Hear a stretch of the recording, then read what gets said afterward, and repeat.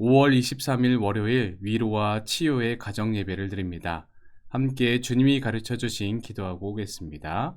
하늘에 계신 우리 아버지, 아버지의 이름을 거룩하게 하시며 아버지의 나라가 오게 하시며 아버지의 뜻이 하늘에서와 같이 땅에서도 이루어지게 하소서. 오늘 우리에게 일용할 양식을 주시고 우리가 우리에게 잘못한 사람을 용서하여 준 것 같이 우리 죄를 용서하여 주시고 우리를 시험에 빠지지 않게 하시고 악에서 구하소서. 나라와 권능과 영광이 영원히 아버지의 것입니다. 아멘. 찬송가 331장 영광을 받으신 만유의 주여. 찬송가 331장을 부릅니다.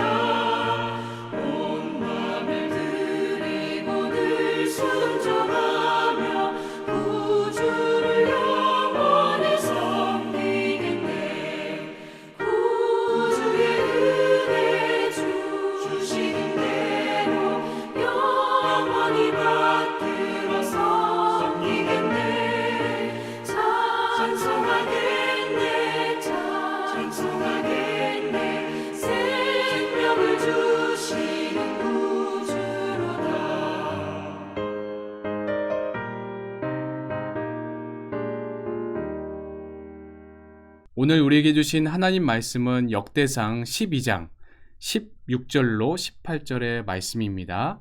역대상 12장 16절에서 18절 말씀을 한 목소리로 봉독하겠습니다. 베냐민과 유다 자손 중에서 요새에 이르러 다윗에게 나오매 다윗이 나가서 맞아 그들에게 말하여 이르되 만일 너희가 평화로이 내게 와서 나를 돕고자 하면 내 마음이 너희 마음과 하나가 되려니와 만일 너희가 나를 속여 내 대적에게 넘기고자 하면 내 손에 불의함이 없으니 우리 조상들의 하나님이 감찰하시고 책망하시기를 원하노라 하매 그때에 성령이 30명의 우두머리 아마새를 감싸시니 이르되 다윗이여 우리가 당신에게 속하겠고 이새의 아들이여 우리가 당신과 함께 있으리니 원하건대 평안하소서.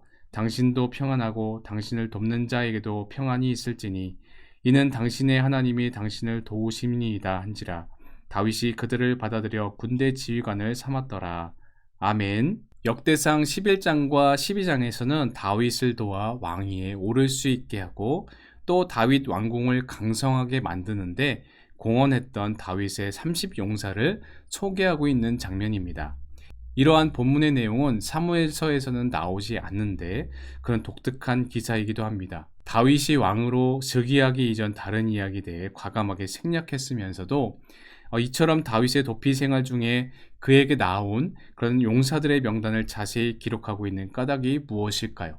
다윗이 사무엘로부터 기름 부음을 받고 아직 정식으로 즉위하지 않았으며 게다가 사울에게 쫓기는 신세이기도 하였지만 많은 사람들이 그러한 그를 추종할 만큼 인품이나 지도력 면에서 이스라엘의 왕이 되기 합당한 인물이었음을 보여주기 위함이다 볼 수 있습니다.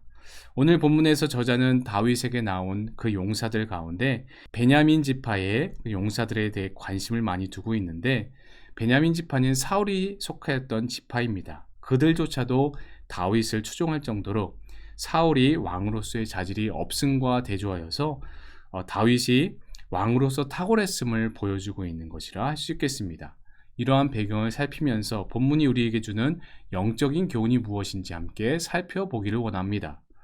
본문 역대상 12장의 서두를 보면 다윗이 사울을 피해서 블레셋의 지배하에 있던 시글락에 있을 때 오히려 많은 사람들이 다윗을 찾아와 추종한 사실을 기록하고 있습니다. 당시 다윗에게는 권력도 없었고 명예도 없었습니다. 세상적으로 볼 때 부족하고 미약하기 짝이 없었다라는 겁니다. 더군다나 이스라엘과 원수지간이었던 블레셋 사람들에게도 보호를 받을 정도였으니 그동안 다윗의 고난이 얼마나 컸는지 우린 짐작할 수 있겠습니다. 비록 다윗은 그 시간 동안 어려움과 역경 겪었지만 결코 주저앉지 않았습니다. 도리어 그 기간 동안에 그 뜻과 함께하는 이들과 연합하였고 주어진 조건과 상황 속에서 최선을 다하였습니다. 결국 다윗에게 있어 이 같은 고난의 시기는 실패와 불행의 터널이 아니라 오히려 성공을 열어간 통로가 되었던 것입니다. 단재의 신채우 선생, 그는 고결한 독립운동가이자 민족주의 사학자였습니다. 도산 안창호 선생과 함께 독립운동을 하시고 임시정부 수립에 참여하여 활동하기도 하였습니다. 그러던 중 일본 경찰에 의해 체포돼 류순 감옥에서 옥고를 치르게 됩니다. 감옥에서 8년째 되는 해에 모진 고문을 버티다 못해 결국 뇌출혈로 쓰러지고 맙니다. 일본 측은 옥사하면 반일 감정이 더욱 거세질 것을 염려해서 친척을 보증인으로 삼아 출감할 것을 권했지만 단호히 거절합니다. 그 친척이 변절한 친일 반민족 행위자였기 때문입니다. 가족들은 간곡히 설득했지만 차라리 죽을지언정 기계를 꺾지 않았습니다.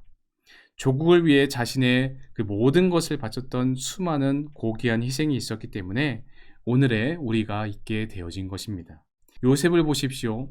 그들의 형에 의해 애굽에 팔려갔을 때 그 고난을 하나님의 뜻을 발견하는 기회로 삼았습니다. 욥 또한 가족과 재산을 잃게 되었을 때 그 고난을 하나님의 뜻을 발견하는 기회로 삼았습니다.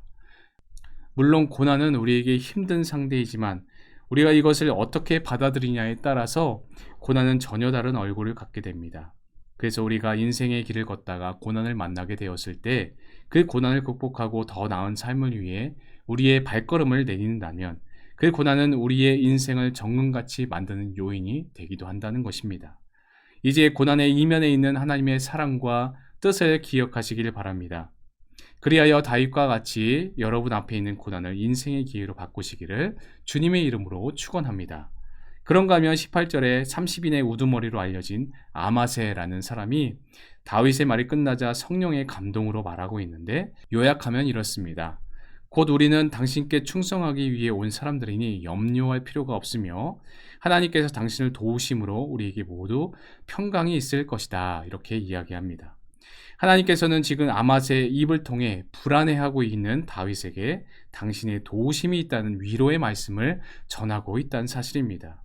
그리고 실제로 많은 사람들이 다윗에게 충성하기 위해 찾아왔다는 그 자체가 하나님의 위로와 도우심이 아니면 무엇이겠습니까?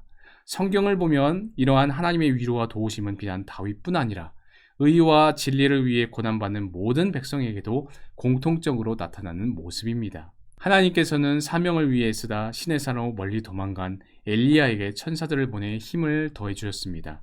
그리고 예수님께서 광야에서 금식하시며 사단의 시험을 이기셨을 때에도, 또 겟세마네 동산에서 피땀 흘리시며 고투하실 때에도 역시 천사들을 보내 위로하시고 붙잡아 주셨습니다. 또한 바울과 실라는 복음을 전하다가 핍박을 받고 옥에 갇혔을 때에 땅을 흔드시고 옥문을 여시는 이적을 통하여 당신의 도우심을 보여주셨다라는 겁니다. 그렇습니다. 하나님의 영광과 복음을 위하여 고난받는 자에게 반드시 하나님의 위로와 도우심의 손길이 있습니다. 바울은 고린도후서 1장 3절 이하에 찬송하리로다.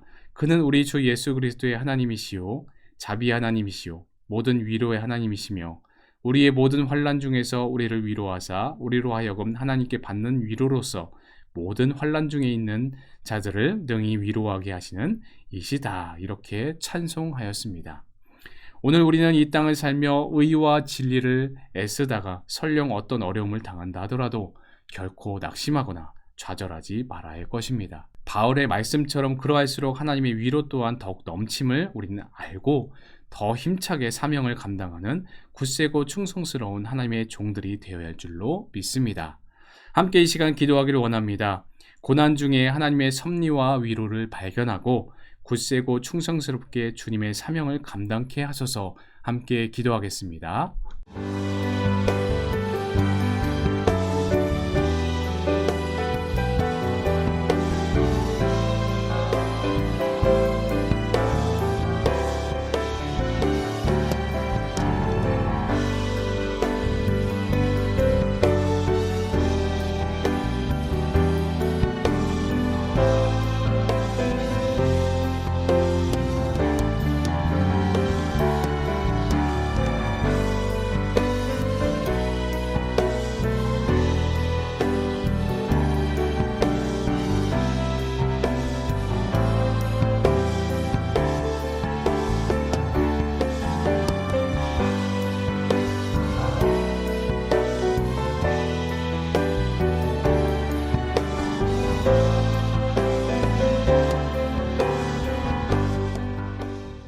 사랑이 많으신 하나님 아버지 감사합니다. 쫓기는 다윗에게 큰 위로가 되어주신 하나님의 사랑과 위로를 기억하기를 원합니다.